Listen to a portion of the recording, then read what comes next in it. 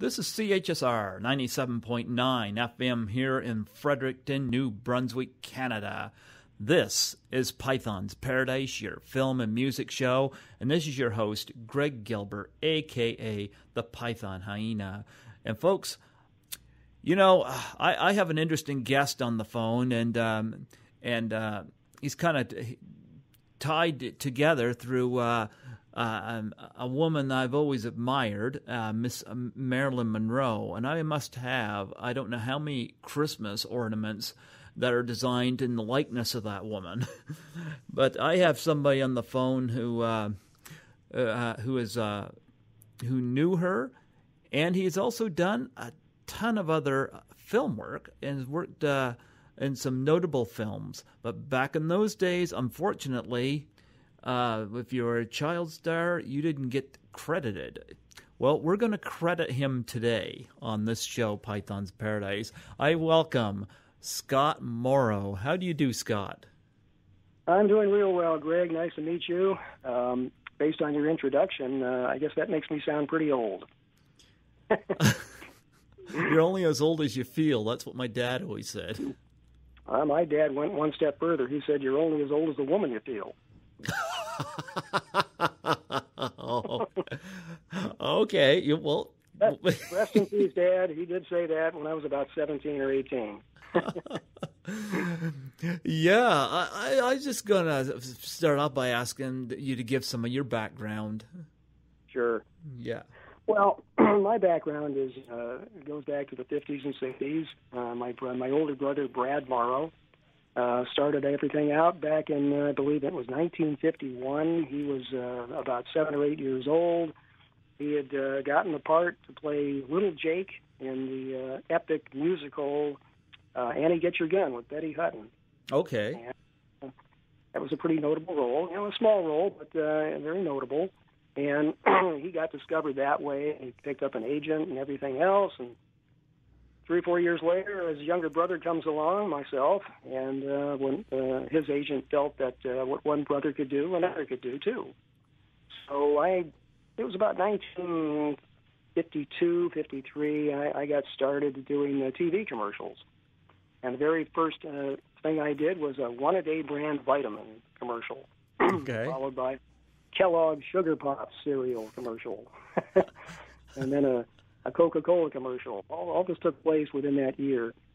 And then I finally got into a little modeling thing. They were using me to model children's uniforms for a company. And before you know it, my first TV show arrived. It was at DuPont Theater. Don't remember exactly who was in it. I was credited in all of those things as a young kid. When you mentioned in your introduction that I didn't get credit for certain movies, it was because of that crazy rule they had back in the 50s, designed by the Legion of Decency, or as I like to call them, the Legion of Indecency. And the rule was if you were under the age of 16 and you were in a picture that they determined to be an adult-type film at that time, you couldn't be credited in it, even if you were the star of the picture. How odd was that? That makes no sense. No, but I didn't have too many pictures like that anyway. Peyton Place in 1957 was the only one that I can recall where I was uncredited in the actual cast, but in the actual script. And of course, when the DVD came out later years and VHS tapes, everything was in order there. But that was some crazy rule. It took 87 weeks to make that film, and you paid a lot of money, and yet your name doesn't show up on the cast. Yeah, well, that's not the first ruling that the Catholic Church or anything to do with the Catholic Church has made. That's pretty ludicrous.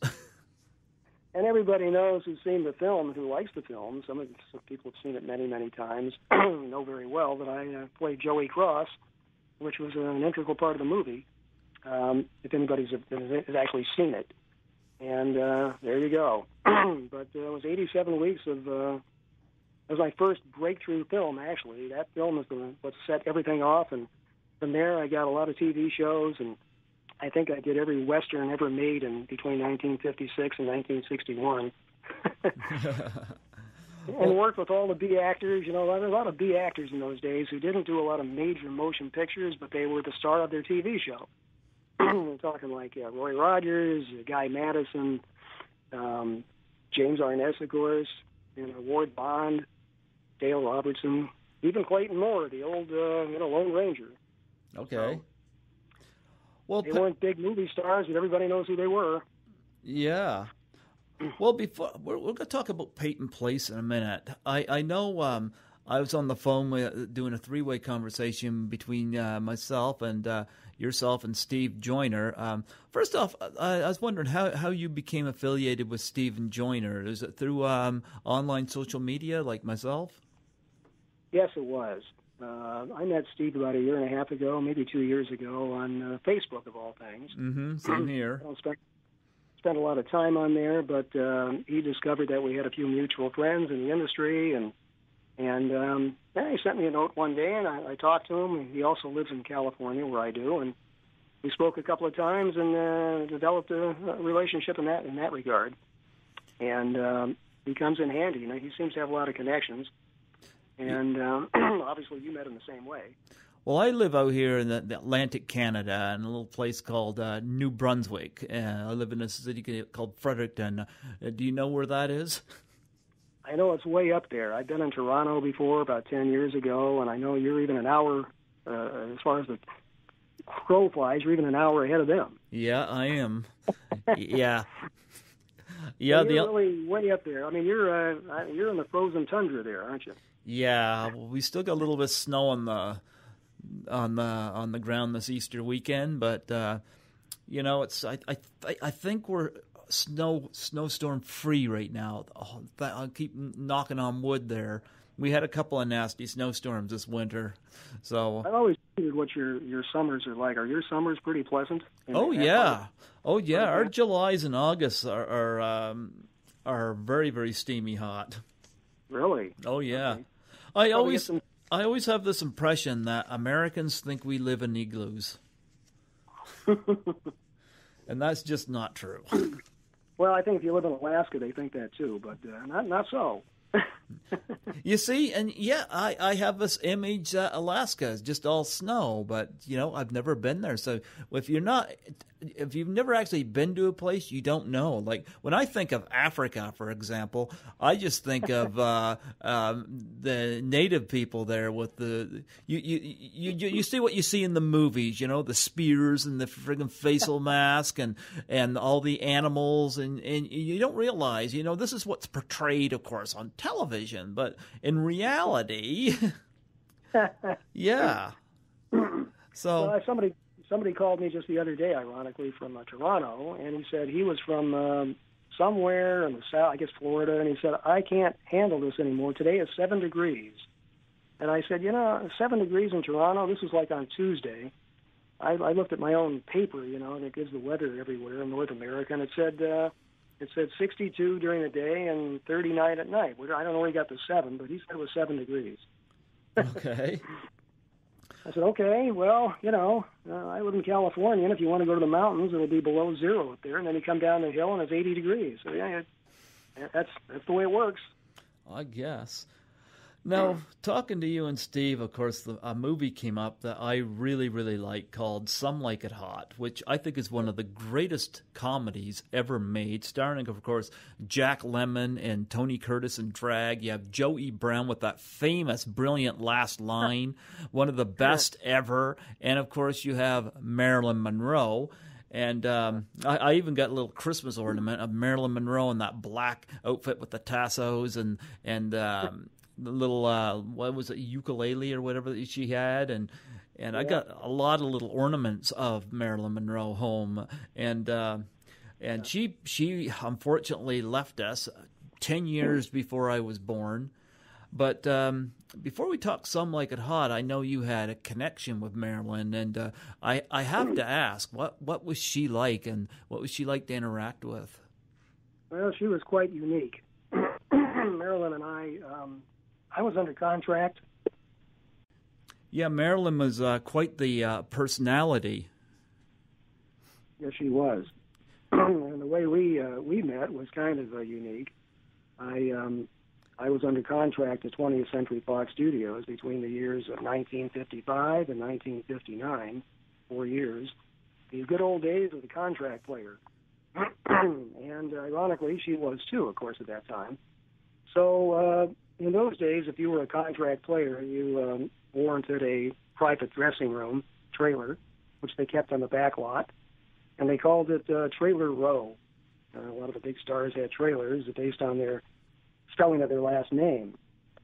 So fortunately for me, little did I know at the time, my last name being Morrow and her name being Monroe, my trailer was directly next door to hers. So how fun was that? Mm-hmm. Yeah. It didn't take long for her to get to know me and my mother. My mother, of course, served as my, guardian at that time because of my age. And so it was between the ages of 9 and 13 that I was under contract. So I met her within a couple of weeks after being right next door to her trailer. And, she's a pretty private person herself. She used to keep to herself and really treasure her time alone. She used to sit in her trailer and write poetry and little messages. And directly across from her and my trailer was Robert Wagner. Okay. And he was a young guy. He was about 22 or 3 at the time. And he was jealous. He always tried to get to know Marilyn better, and he never could succeed. And here's this precocious little kid, 8 or 9 years old, who doesn't know her from beans, and I'm right next door to her. Mm-hmm. So that was always something funny between all of us. We'd always see him in the commissary during lunch hour and stuff, and he just couldn't get over the fact that he couldn't get close to her. I don't know what happened in later years, but they never seemed to be an item. No. So anyway, yeah. But he's still around. He's still out there. And so I got to know her pretty well. She got to know my mother. And we spent a lot of time together off camera. And we did screen tests together. The studio would sometimes match me up with her just to do screen tests. And that was very common back in those days. And you mentioned Some Like It Hot.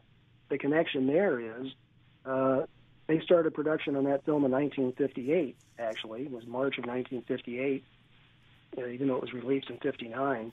And Marilyn herself, after she got to know me, she actually put a plug in for me with Billy Wilder to play the bellhop role. And he talked to me. I went over to the Mirish Studios there, and we all sat down and talked about it. They had me read the part. And I actually got offered the role because the original draft of the script called for a bellhop and a bellboy. Some might say, what's the difference?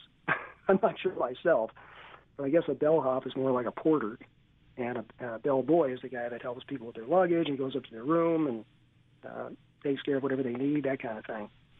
So anyway, I read the part for the bellboy and got the role. And then, of course, 20th Century Fox jumped in and said, well, you're under contract to us, and you still got another year and a half to go under contract, so we're not going to allow it. Simple as that. All right? Okay. Marilyn was still under contract, too, but that was different. They offered to agree with Mirish and let her do a film outside the studio. She did that a lot anyway. And so as what happened is it turned out, I think, for the best anyway, because I was only 9 years old. When I started at 20th Century Fox, and when I interviewed for the role, I was exactly 12. It's a little young to be a bellboy, Okay. And if people remember the film as well as you do, Greg. Interacting with Tony Curtis and flirting with him, and it wouldn't have worked out too well. I mean, when I was 12 years old, I looked about 8 or 9. And as it turns out, the role went to a kid named Al Brenneman. Not a household name. He hadn't done much himself. In fact, he never went on to do anything after that part. If you look at his IMDb under Al Brenneman, you'll find 5 credits. And Some Like It Hot being the very last thing he did. Okay. But he did well. I mean, he played the role very well. He was 20 years old when they gave him the role. He looked about 15 or 16, so I guess it all made sense. But, he was already seasoned and knew what he was doing. And so that's how that worked out. So I'm connected to the film. I just didn't appear in it. And I was originally given the role. Oh, yeah, and that was, I think, Marilyn Monroe's greatest film as well. I gotta say, you're the second person I've interviewed that was connected with her. I interviewed Ted White, who was a stunt person, who had he knew her when she was Norma Jean. Yes. Yeah, but was she as nice looking in person as she appears on screen? She had a lot of people ask me that. Here again, I'm a kid, but still, you recognize beauty at any age. She's very natural. They glamorized her a lot. They put a lot of makeup on her. But, she never wanted to be Marilyn Monroe in the first place. She always considered herself Norma Jean. When they changed her name, the studio gave her that name. In fact, a good friend of mine on Facebook named Marie Bihar, her uncle was very famous at the time. Her uncle was a guy named, I got to think of it. He ran the studio at that time and actually helped give her that name. I had to look into that. He also was the one that signed me to my contract at 20th Century Fox. And last name was Wurzel. Okay. Tzle. And Saul Wurzel. She called him Uncle Solly. Okay. And I remember this girl running around the studio there. She was about 5 years old when I was 8. And, when you're an 8-year-old kid, I don't care about a 5-year-old girl. No. Get away from me, But her uncle ran the studio, so I had to be nice to her, too. So, but that's a story in itself. He did help give her, Marilyn Monroe, her name, and her first speaking role in a picture during her contract years. I think what people don't remember is Marilyn was given a contract when she was, I guess she was really young. She was 1949 or 1950. Mm-hmm. And it didn't work out. They didn't have any roles for her. They didn't know what to do with her. So she left and went back to doing some modeling. And then she came back to 20th Century Fox when they had something for her to do. And I guess her first screen presence had something to do with, what's the name of that picture? Do you remember her very first picture where she had one line? Oh, let me think. She was in All About Eve, was she not? Well, she was in that, but I'm thinking of her. She had a walk-on role with, what's his name? The guy that used to have the big cigar in his mouth all the time. He had a mustache. Clark Gable. Well, not him. Later on, she did the picture with him, the Misfits. Of course, that was later on, towards the end of her career. I'm thinking of a guy that he had that talk show, it was a game show or something, but Groucho Marx. There we go. Okay, just a second. I'm just looking it up right here now. Groucho Marx. I don't remember the name of the picture, but she had one walk-in. She said one line to him, and boom. They said, uh-oh, here's a star in the making.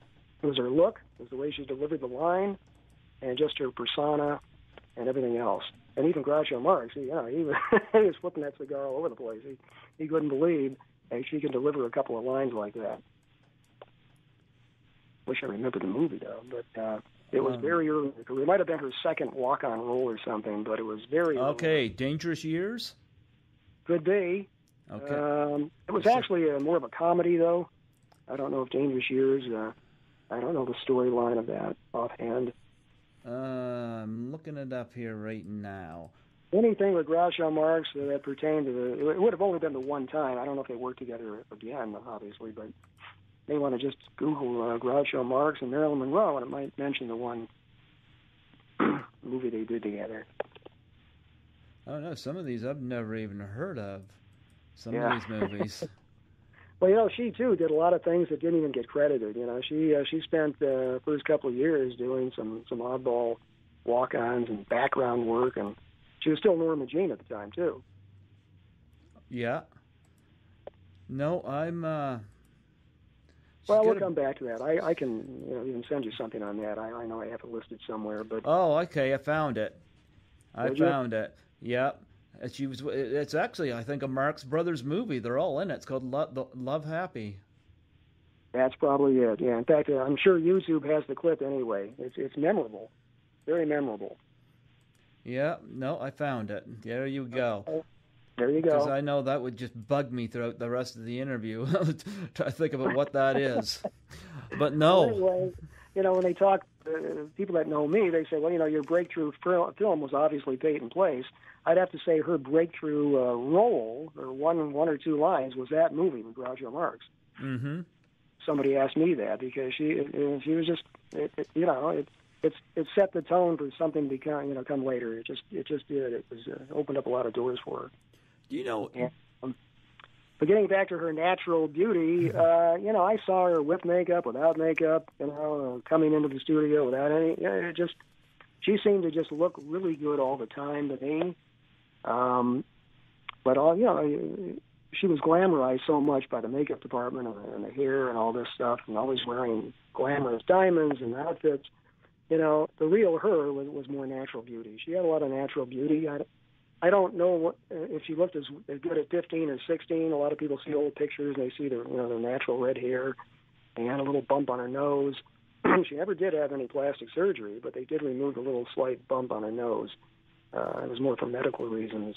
I was told she had some sort of a deviated septum or something, and that's the only thing she had done. Everything else was artificial, put on by makeup people. Well, Some Like a Hot was a fantastic movie, and she's done other really great movies as well, but like Gentlemen Prefer Blondes, etc., But I was just wondering, do you remember the day when they announced that she had passed away, like what you were doing? Yes. Well, when I heard about it, it was only a day and a half or 2 days later that my mother and I were actually invited to the funeral. It was a private affair, and we attended. I was already 16 at that time, so, I knew what was going on. I was shocked, like everybody else. Back then, all you could do is go by what you read, form your own opinion. I've done my own research. I've done some videos myself because that's what we do, my little private business. And I called it Remembering Marilyn from Beginning to End, and I touch on that a little bit. I might even be able to send you the video, Greg.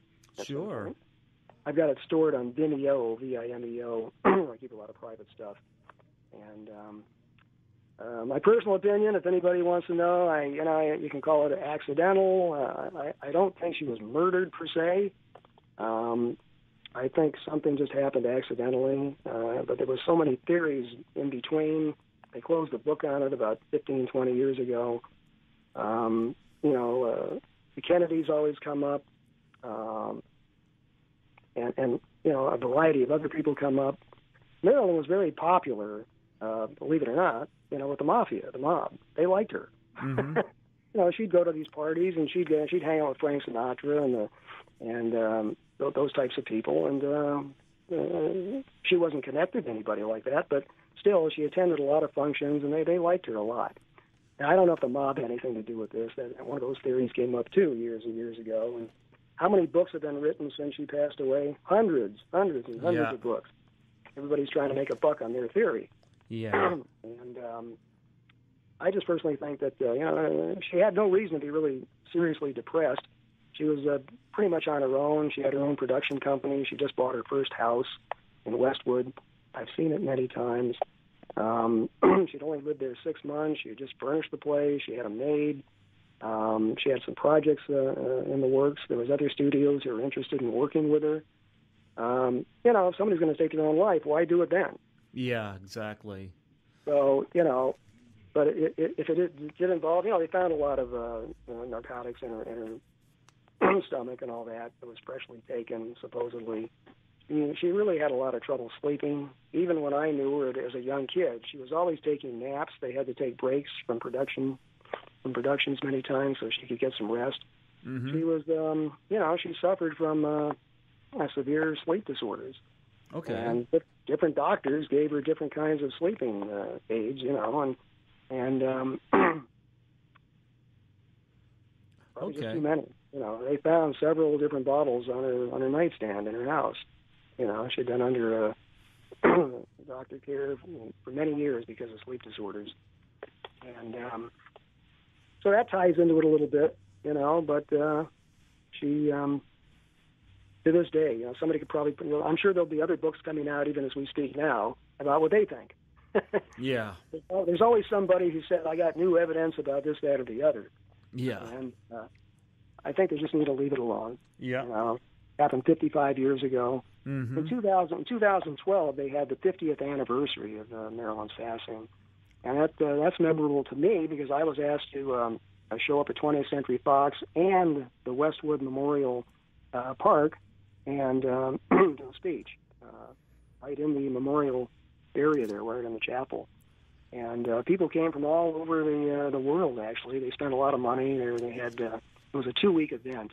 They got to see all the venues that Marilyn went to, the studios she worked at. They actually went down to the Hotel del Coronado in San Diego, where your favorite film was filmed, Greg. Mm-hmm. And they got to tour that. I went there too. The ballroom was exactly the same as it was when Tony Curtis and Jack Lemmon were playing in the all-girl band. Yeah. Hasn't changed a bit.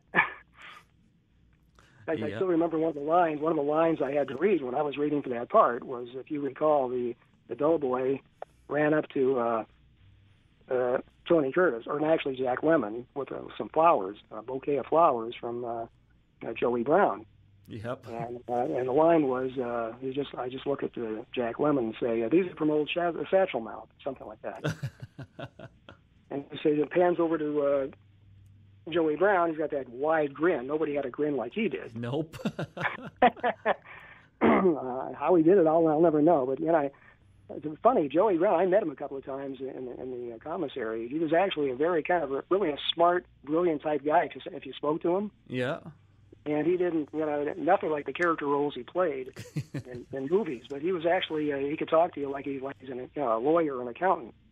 You wouldn't believe it. Oh, wow. But the camera's on, the lights go on, and he's Joey Brown. So interesting guy. And for such a small part, what a scene stealer! What a memorable scene-stealing role. I think the word scene stealer was developed because of him.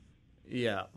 And you're right. That last line, and Some Like It Hot, I guess that is forever etched in everybody's mind who saw the film. Nobody's perfect.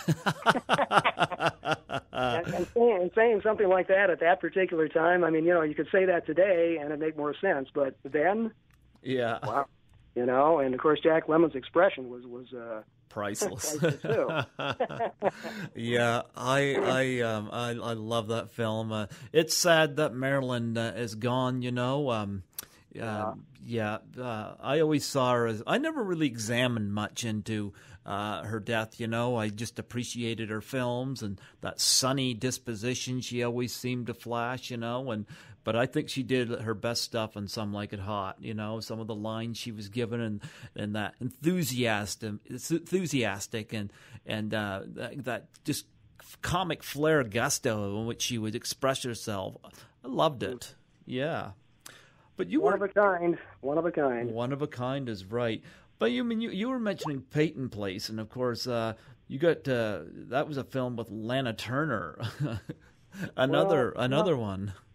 People ask me a lot. They say, who was your favorite actress to work with? And they expect me to say Marilyn Monroe. Mm-hmm. Although we didn't really work on a film per se, we did some projects, we did some modeling things together. However. You're right. Lana Turner comes up a lot. I can, off the top of my head, I can say, sure. All right, I worked with Marilyn Monroe, Lana Turner, Deborah Kerr, Donna Reed, Loretta Young, Yvonne Carlo. They're all there. But Lana Turner, I'm glad she's not around either right now because she was probably the worst one to work with as a crew and a cast member. Oh, really? Yeah, she was tough. I mean, she got along with me perfectly because I was a kid. In Peyton Place, I was like 9. But the cast and crew, as well as the producers, and she was given the role because they needed a big name in that film, Mm-hmm. and but very difficult to work with. She'd set her own standards. She'd come show up late. She'd curse at people. Oh wow! I remember the school teacher. I had to spend 3 hours a day, in private tutoring because I was, at school age, and every time she'd start her rant, they'd pull me off the set. As if I never heard damn or hell before, But back then, hey, get the kid off the set, Oh, holy cow. But then when they'd have breaks, and I didn't have any direct scenes with her in the movie, but of course, when you spend 87 weeks on the same production, you're going to get to know everybody, the cast, the crew, everybody. Mm-hmm. So she always came over and was very polite to me and talked to my mother a lot. And, we all had lunch and stuff together, and no problem. And, of course, but she gets back to doing her role. Even her role, she had a very dramatic type role. She wasn't friendly and smiling all the time. She played the part really well. But, to this day, and I've read this many times, maybe you have too, they said her greatest performance is when she had to take the witness stand in court after her daughter supposedly murdered Lana Turner's boyfriend at the time, Johnny Stompanato. Mm-hmm. Anybody who remembers that story? Yeah, L.A. Confidential. Yes. Yeah. Yep. Yep. And I think the premise there was Lana was trying to take. She didn't want her daughter who was like 15 or 16 at the time. She didn't want her to go down for that, so she made it look like she did it, and she was just defending herself. What if it took place in that kitchen that night in her home? But she and Johnny Stompanato were actually very close. When I was doing Peyton Place, he was there quite a bit. He'd come up and show up at her dressing room a lot. And, they'd had lunch together and dinner together, and they were actually dating at the time of that movie. Was he as big a jerk as he is portrayed in L.A. Confidential before Russell Crowe squeezes his balls? I was waiting for you to say that. I would have to say, because of the time and place and, real life, it would be hard for me to really examine that and come up with a legitimate answer, but probably. Probably so, because even the daughter, when she was about 11 or 12 at the time, she didn't like him. I think she was trying to warn her mother that this isn't the guy for you, Mom. Yeah. But, Lana Turner, like everybody else in that era, I think she was married about 5 times and had probably 20 different relationships before that. So Johnny was good to her for a while. There was something about, I guess, if you were a mafia guy and you were, kind of taking the straight road. Yeah. Women like bad guys. Is that what it is? I guess. I don't get it. I don't get it. It never really ends happily, Nope. So, and it didn't. It proved it didn't. Yeah. But anyway, Peyton Place, Lana Turner was she's a big name, and she had done a lot of stuff before that too. And people still ask me today, Greg, well, who was your favorite actress to work with? Mm-hmm. And it still comes down. Most people expect me to say Marilyn Monroe, and I always narrow it down to 3. I mentioned Donna Reed as number 1. Okay. I didn't do any movies with Donna Reed, but I did several episodes of the Donna Reed show. She was in one of the best movies ever made, which I watched twice on the big screen over Christmas. Was It's a Wonderful Life. You can't beat that. You can't. And, of course, she was stunning in it, working with James Stewart. Yeah. Yeah, you mentioned her as number 1. Now, before we get to the other 2, tell me a little bit. What was Donna Reed like? Donna Reed was like, it was like working with your own mother. Okay. And in some cases, better. Okay. Donna Reed was like everybody's real natural mother. What you saw off camera was the same on camera and anything in between. Here again, I did about a dozen episodes of Donna Reed in season 1 and season 2. I played the role of Pee-wee. It was a really good part. I was like a next door neighbor to her son Jeff. Mm-hmm. And Donna Reed show. Of course, this was later on after she had done a lot of movies in the 40s and stuff. And but she was just so nice to work with. You never found a split personality. What you saw is what you got. Pleasant to everybody. I mean, if you were just a guy that put tape on the floor for somebody to stand, or a lighting technician, everybody was treated equally. And, even as a kid, I respected that. She was great. Got a lot of pictures of her and I in certain scenes, and I can send you some of those. Oh, please, yeah. Yeah, you'll find some of those in my photo album on Facebook if you care to look. But yeah, I could put those on. Yeah, I could put those on the video for the YouTube video when I put this up. Yeah. In fact, I'm going to post something. I think next week. Like as I said, I'm pretty humble and modest, but I'm thinking of posting something where I've got a merged shot of one side will have Donna Reed getting very close to me, and on the other side you got Marilyn Monroe tucking me into bed. And people are going to say, which one do you like? Which one do I prefer? It's the one on the left, Donna Reed. Well, no, you can't really beat being tucked into bed by Marilyn Monroe. Oh, you can. Everybody that sees that, they say, God, what a lucky guy you were. I say, yeah, well, too bad I couldn't have been 20 years older at the time. Yeah. What was it? Tucking me into bed. Yeah. What was she tucking you into bed for? What was that from? It was a screen test. Oh, okay. But Donna Reed loved her in It's a Wonderful Life, and if that's what she was really like, then she must have been a really charming person to work with. Excellent. So, well, like I said, I knew Marilyn better because, having the trailer thing right next door to me, mm-hmm. I thought more of Marilyn as the big sister I never had. I had a brother, but I never had a sister. And I thought of her that way because I was so young when I met her. Mm-hmm. And it was hard to make a comparison between her and somebody that you see infrequently, like a Donna Reed. I mean, I worked with Yvonne DiCarlo, too. She's my number 2, by the way. Who was it? Yvonne DiCarlo. I don't know that name. Ooh, you better look that one up, Greg. Okay, yeah. What was she in now? What'd you work with her in? Yvonne DiCarlo. Well, I worked with her with a General Electric Theater on television, but she did a lot of movies in the 50s and 60s. She worked with Clark Gable. Okay. In a big movie called The Band of Angels. Okay. You do an IMD on Yvonne DiCarlo, and I think you'll say, oh, yes. How can you forget her? Beautiful, beautiful woman. Her name start with I? No, her name is, it's a Y. Y, capital Y, D like in Victor, O-N-N-E, Yvonne.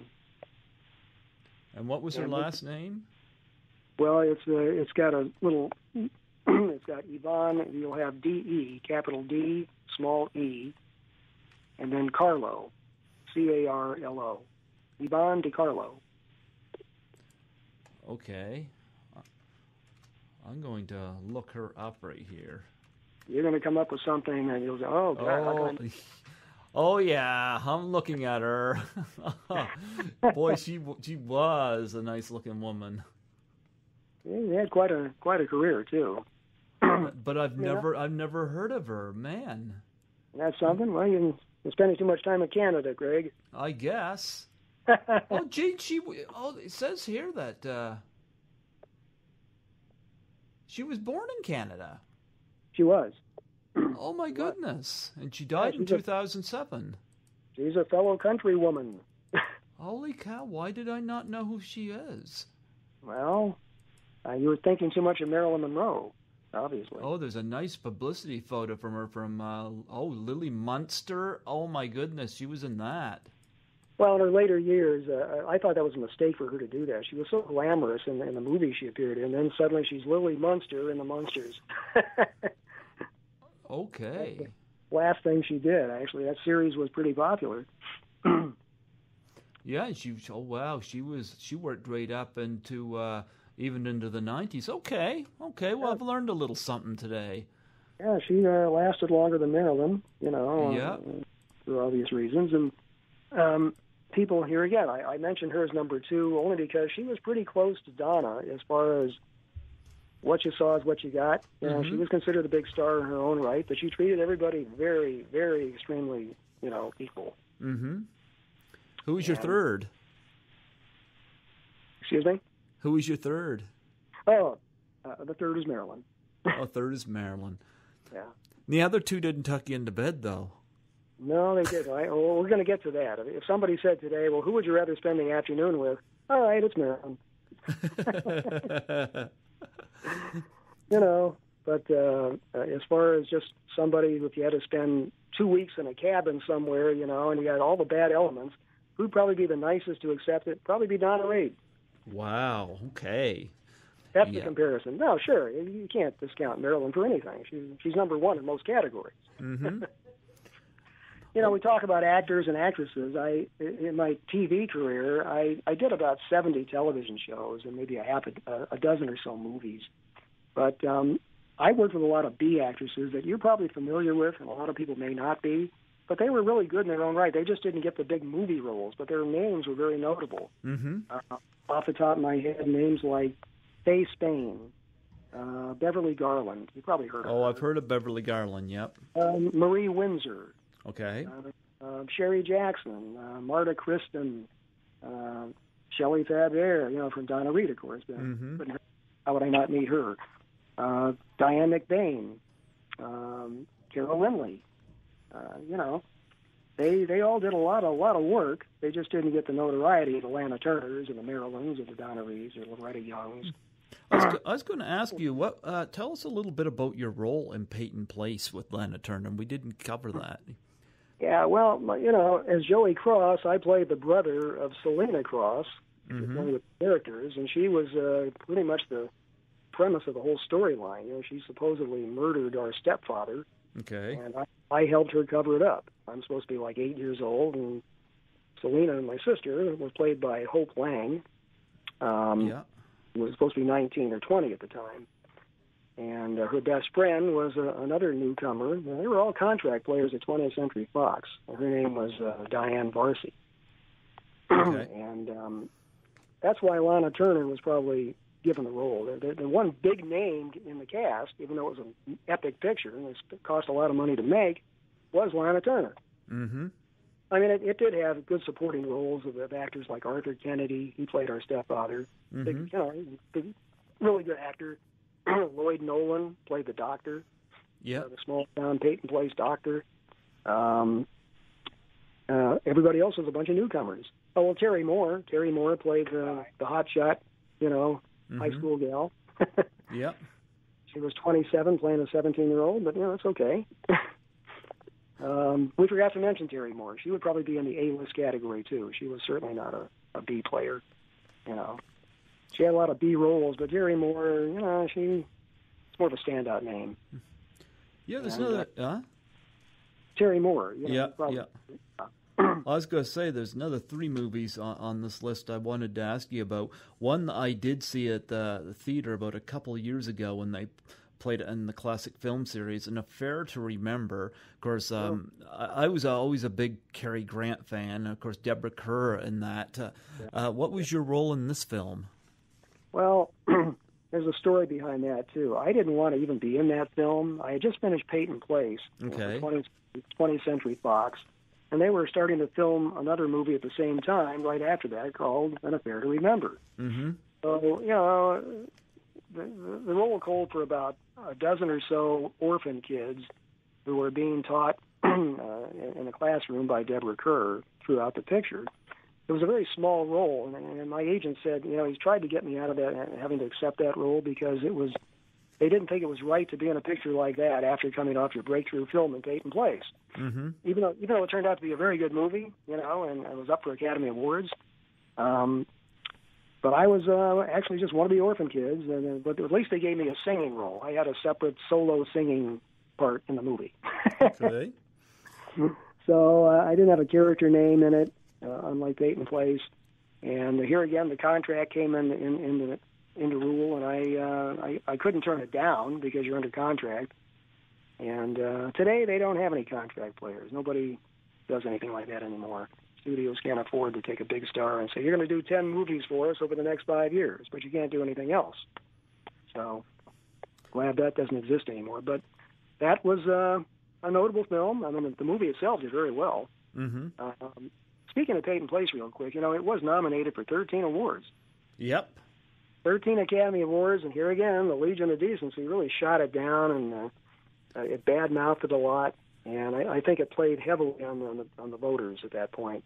It only won 2 awards, and they were both not technical type things, like cinematography and original music score. Everything else went to, unfortunately, the same movie that competed with it that year was Bridge on the River Kwai. Okay. And which actually was a British picture, and that cleaned up. That won about 9 or 10 awards that year. Well, I think you and I can both agree. We know what the Legion of Decency can do. Well, hopefully it doesn't exist anymore, does it? I wouldn't know. Yeah, I'm not a big fan of censorship. I think I think there's a need for it, but this whole thing of trying to family-friendly everything, like child-proof everything, Yeah, Yes. I don't think so. You know? But you mentioned Deborah Kerr, and I don't know if you worked at all with Cary Grant in the movie. It's been so long since I've seen it, but what was Deborah Kerr like? And if you Well, worked... we had scenes with both Cary Grant and Deborah Kerr. Okay. All 12 orphan kids were together for us. Cary Grant, believe it or not, was very friendly to work with. He was. He was kind of a jokester. He liked to crack jokes a lot and make people laugh and smile. Very natural and glib. I've always been a big fan of Cary Grant. I think he's hilarious.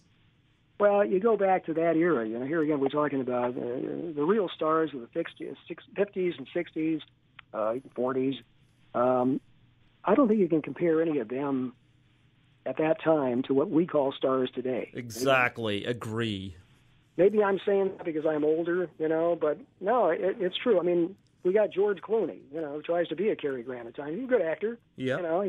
He can play dramatic roles. He can play comedy. But is he Cary Grant? No. No. Although he puts me in mind of Cary Grant, too. But Deborah Kerr, what was she like? Well, Deborah Kerr, I don't remember too much about. Here again, we had one large scene with her when she's kind of conducting the song that we're all singing. But here again, I do remember that she was also very friendly. And she used to like to take certain kids who were really tiny and put them on her lap and talk to them, play around with them. I guess she had a family of her own at the time, and she was pretty natural around kids. I think when you're an actor, even if one has a bad reputation, to work with, I think they're all good around kids. Yeah, no, because a kid's no threat to them, Oh, there you go. But that's probably the reason. One film you did that was very notable for you, because you had a big role in it, was The Cosmic Man, where you worked with John Carradine. Yeah, here we go back to the B movies and the B actors. I did a lot of those, more so than the big epic type A-list pictures. Cosmic Man was during that era where you'd go to see that at a drive-in. It was the drive-in classic. Mm-hmm. Yeah. The 1950s, I think it was 1958. I think it was 1959 or something like that. Yeah. We made it in '58. You're right. It was released in '59, and I was featured in that role. And most of that movie was centered around my character. I was crippled as a kid. I had some kind of strange disease. I was in a wheelchair, and skipping ahead to the end of the movie, the Cosmic Man. Even though they destroy him, he made me walk again.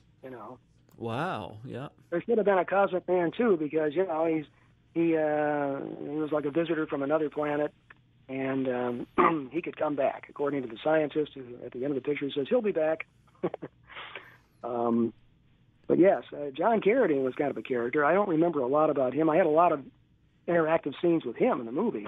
Mm-hmm. He sort of kidnaps me from our cabin up in the woods somewhere and takes me off and uses me as bait so he can get back to his spaceship and get out of town. But in the end, he gets me down somewhere behind a rock, and before you know it, I get up and walk. So. What was it? The woman who played my mother was Angela Green. Oh, She's okay. the actress. I think she had something to do with Canadian heritage.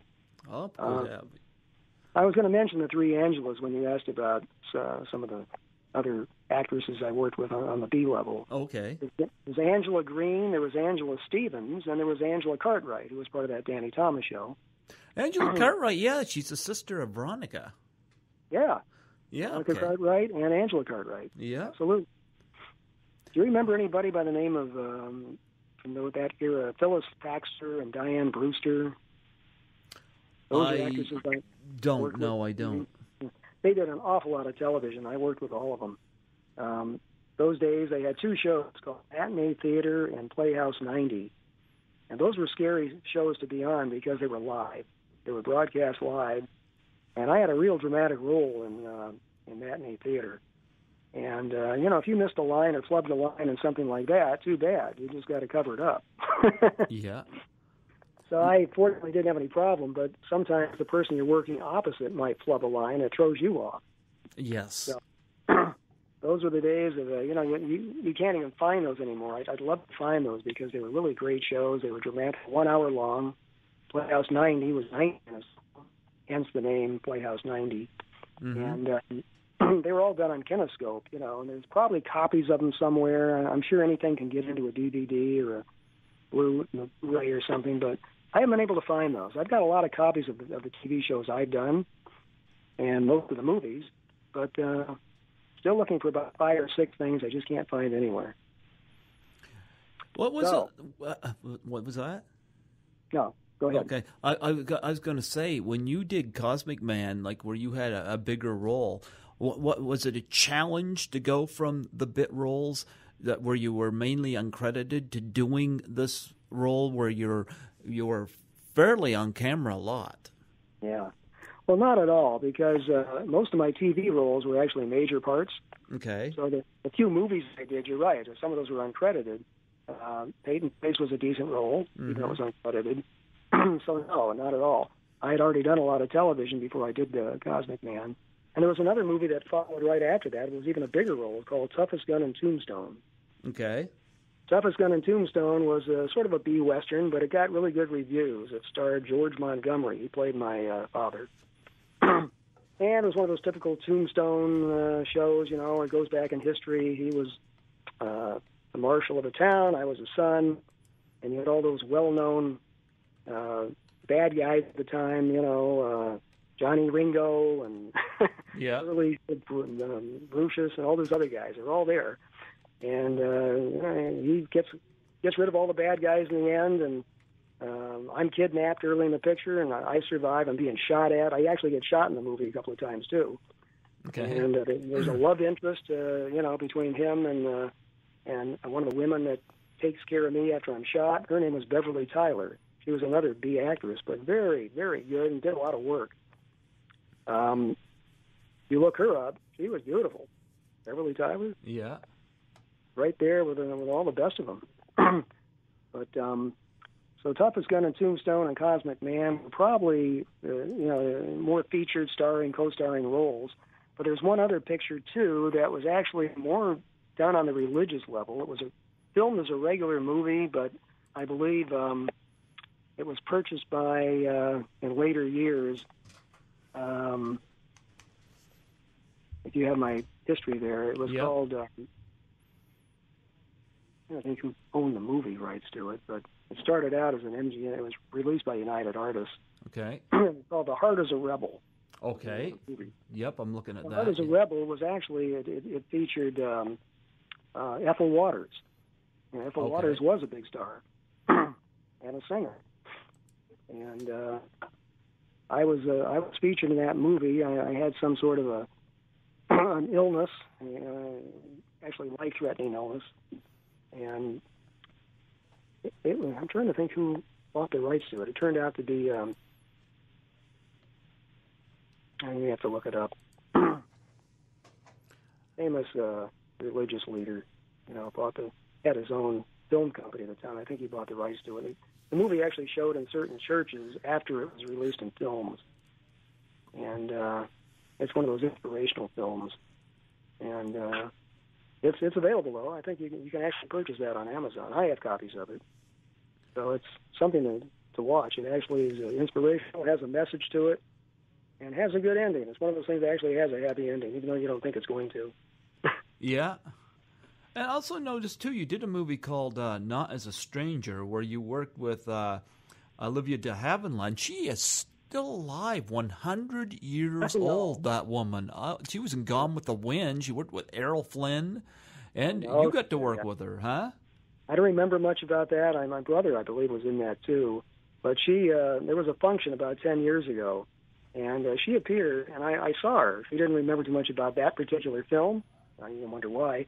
But she'd been very spry and alert, and she was like 91 or 2 then. Yeah.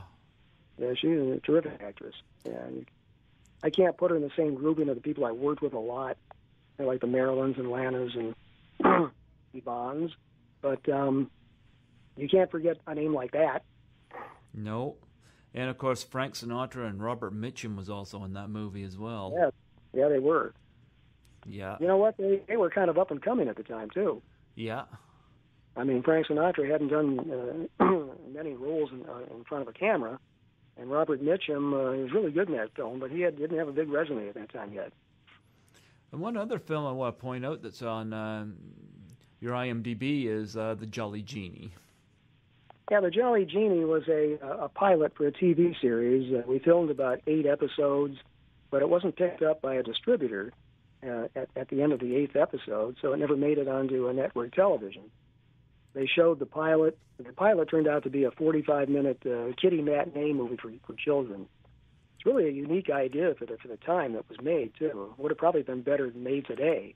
It was half animated and half regular film. Mm-hmm. It was about a genie who came from nowhere and landed in our backyard and picked up on my sister and me and took us back in time to anything we wanted to do. It was like a history lesson for kids.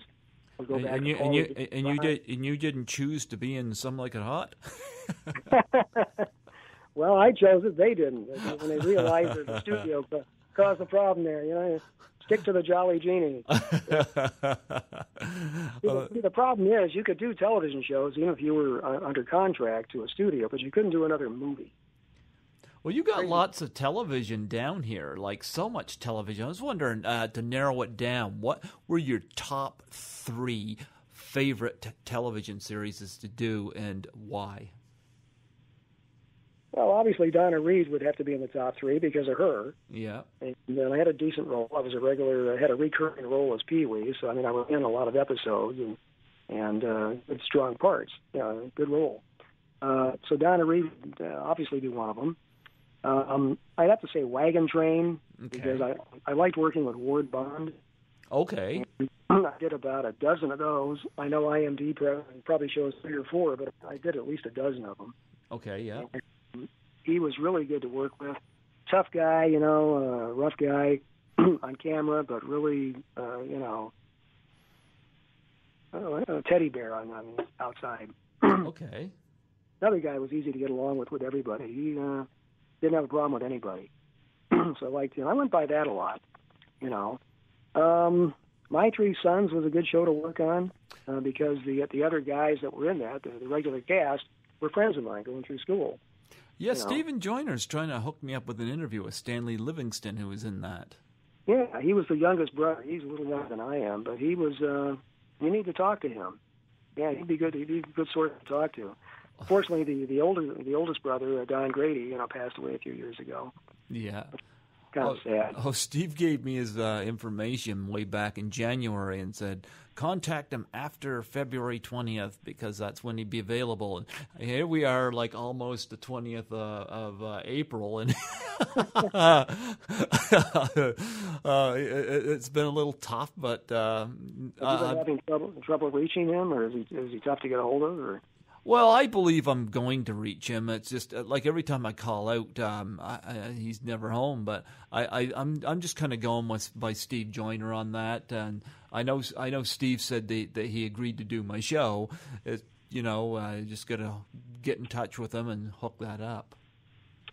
I can see where that can get out of hand a little bit. Sometimes somebody will say something 3 months ago, and then things come up. I know he does a lot of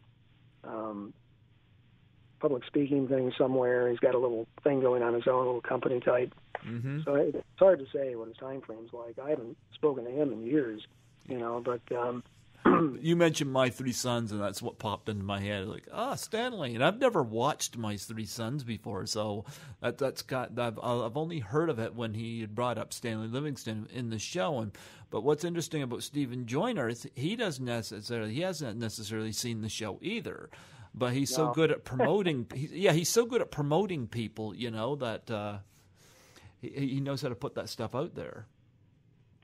Well, I don't know if that's being aired anywhere now. On old TV like TV Land or something. You get those same stations up your way, do you not? I'm sure you do. Yeah, but you know what? The way I'm set up at home, I just got my Blu-ray player, my television, and I don't have it set up to play. You know what? Back then, television was good. Now you get a lot of that reality TV crap, which, as far as I'm concerned, is a big waste of time. Isn't that the truth? I couldn't agree with you more on that. I mean, half your, between cable and regular network TV is filled with reality television. The only one that I watch because I got into it 20 years ago, is Survivor, sometimes. But all the others, if they can't do any better than that, That's why when I was in TV in the 50s and 60s, you know, you only had about 12 or 13 shows going on at the time. You could keep up with all of them. Yeah. And as I tell people, every Western that was probably made, with the exception of The Rifleman, I was in. So, you know, it's easy to remember that stuff. But today, I mean, there are like 397 different reality shows on. And most of them are pretty bad. They are. They don't last too long, you know, and you wonder, like, what kind of good thing they don't rate those too much. You know, they don't rate those shows as far as viewer response and all that and how many people watch them. Well, they wouldn't do well. You know what gets me is I'm finding out now more and more that a lot of those reality TV shows are more scripted than they admit to be. Yeah, yes. Yeah, which is very deceitful in my opinion. You're right. Yeah. Another show that probably should be mentioned is Lassie. You know, not the original ones, but the ones with John Provost. You know, he and I are friends. Okay. And I did a lot of those. Season 1 and 2 here again. I played a constant, continuing, you know, recurring role in that. And the character name was Rudy. And some of those episodes are actually available on YouTube. I could actually send you a link where you could see 3 or 4 of them right now. And it's good TV. Yeah, I'm looking down through here on your credits on IMDb, and another TV show that you were in was Buckskin. Another one. Yeah, Buckskin was here again. That was another short-lived series. It was only on for 1 year, and I played the role of Floyd Worthington. I was actually in half of those too.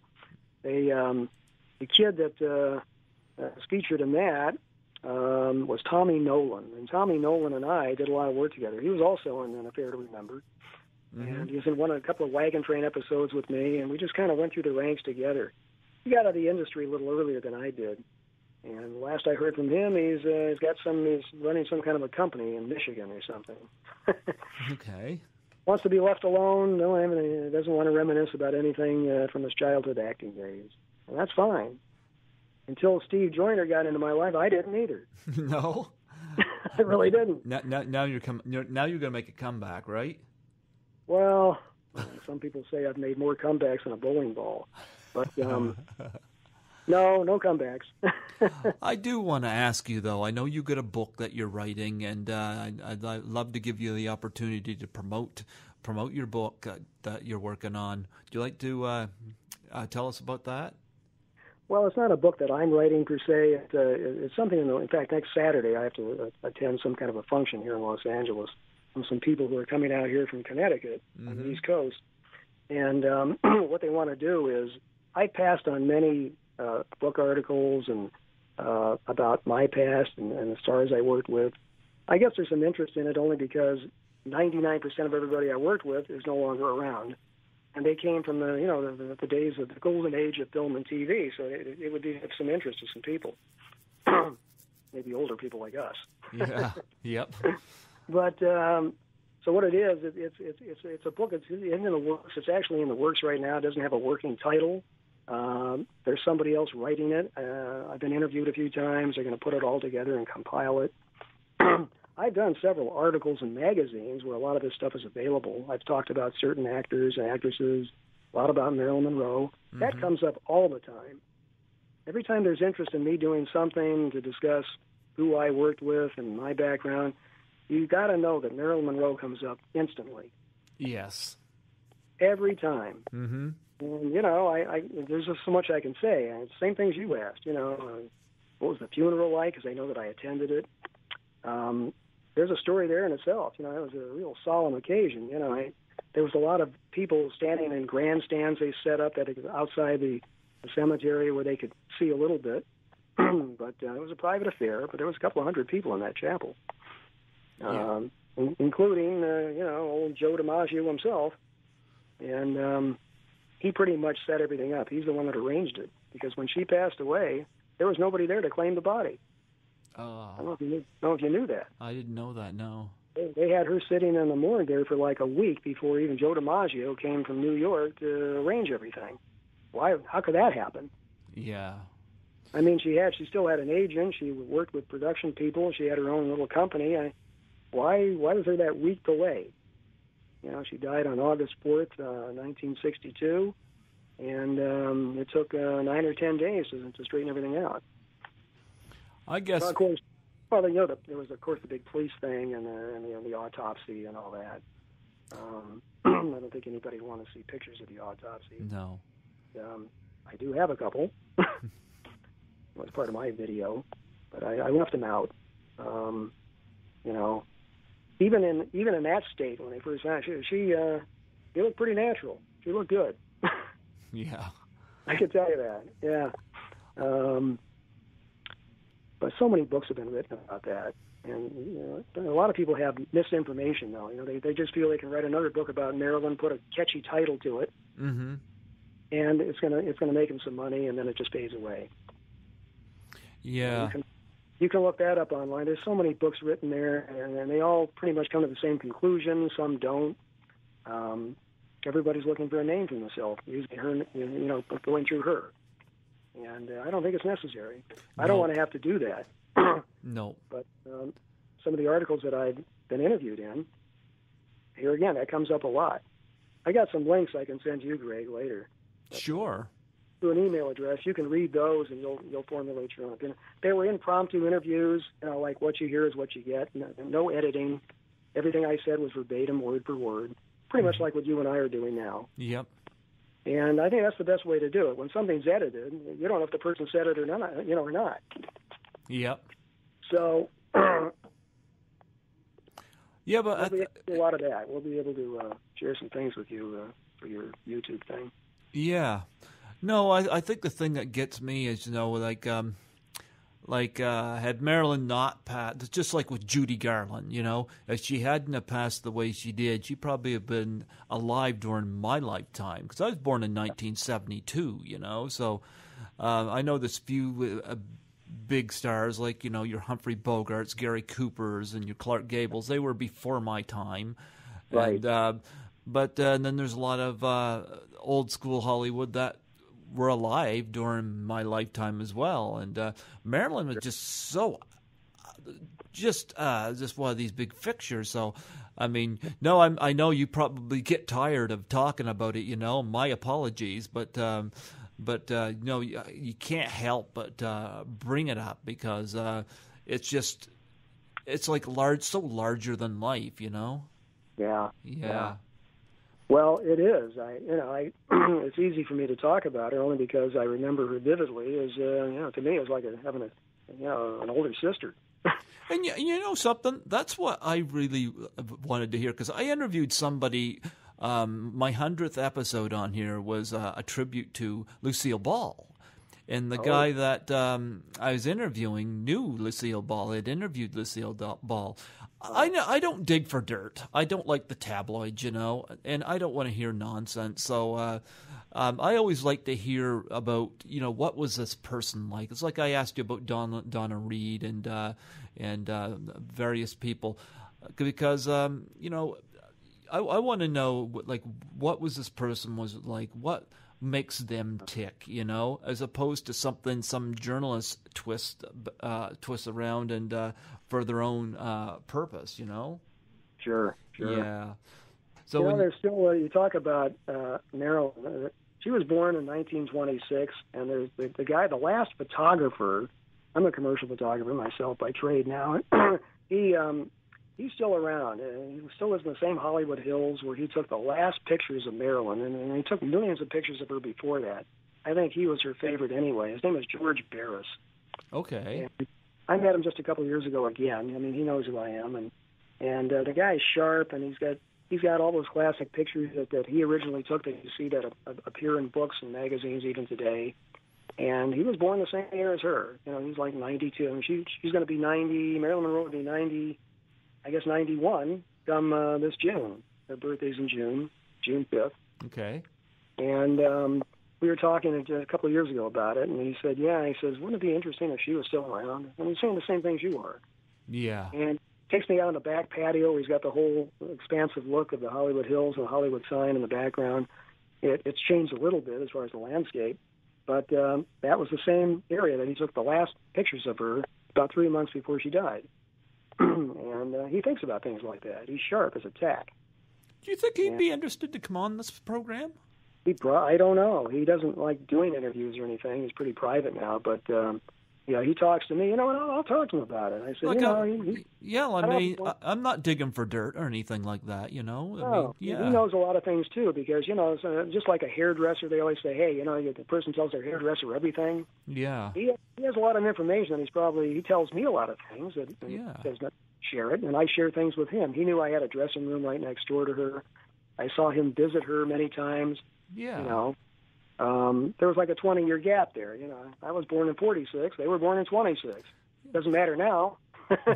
I mean, I'll treat the information, just like with you, I could tell by talking to you, you're not distressed by anything we're talking about. So, yeah, not at all. Yeah. I mean, I try to even make light of certain things. They say, gee, you worked with Marilyn Monroe. I said, why couldn't I have been 20 when she was 27?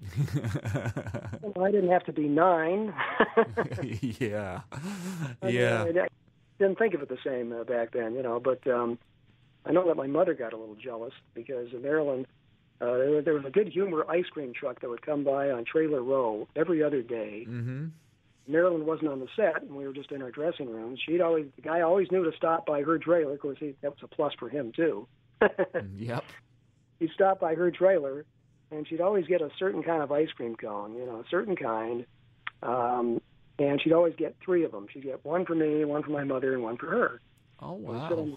We'd sit on the steps of there was always a little 3-stepper that would walk, get into your trailer, and we'd sit there and just reminisce and eat the ice cream. Okay. So that's one of those things that got in the magazine once, And there were some pictures taken, just our personal pictures, not by the press or anything. And I had those somewhere, too. That would be interesting to publish, but I was told by Marilyn's niece, now we're getting into a different subject. Marilyn still has a niece who lives in Florida. Okay. And her name is Mona Ray Miracle. How do you like that name? Mona Ray Miracle. Wow. Well, just like the word miracle. I've spoken to her, and she was... She, for some reason, wasn't invited to the funeral. Mona Ray is about 78 or 9 now. She was older than me at the time. Mm-hmm. But she was at least 21 or 2. She wasn't invited to the funeral, but she claimed she was pretty close to, Marilyn for some reason. I don't know why she wasn't invited. Maybe it was an oversight because nobody knew that she was her niece. Oh, wow. Something like that. But Mona Ray has written a couple of books herself. They weren't that close when I guess she was younger, when she was like 10, 12 years old. I don't know what happened there. And, if you're somebody's niece, it means you're the daughter of Marilyn's mother. Mm-hmm. The daughter of the sister. Sorry, sister. And Marilyn's sister, her last name was Miracle. That's where they got the name. Okay. And I don't believe the mother's still alive. Probably not if the niece is 78. But I had a kind of a pact with her about 10 years ago when she knew that I was being harassed by certain people about books and magazine articles and interviews. And I told her I'd never share certain pictures that the family had, that I also had copies of, that nobody's ever seen published before. Mm-hmm. And, if I say something like that, and there's nothing in writing, I don't have any promissory note or anything, but I'll probably live up to that standard. Well, it's the way to go, yes. I would never encourage you to do that either. So no, I mean, they're not the kind of pictures that would be, but people would probably see some interest in it, like the couple of shots I have of my mother and I and her and Marilyn sitting on the steps eating the ice cream. You won't find that in any book or. Now, of course, Greg, if somebody offered me $10 million for it, I might consider it. I might have $10, but I don't think that's going to help you. I mean, I wouldn't think it's worth anything anyway. But I mean, you never know about things like that. It's not a money motivated type thing. It's just something I gave my word on, and I'll probably keep it. When I'm no longer here, if somebody else wants to find it and say, "Hey, look at this," that's up to them. But I'm not doing it. Or you can like bury it in the backyard and like. A time capsule. There you go. There you go. Imagine. Hey, who's this kid with his? Who's this kid and who's this blonde? Like 100 years now. Who is this? Who are these people? You don't realize you're sitting on a gold mine, fella. No. But before we close off, I know we talked a lot about all these stars and whatnot.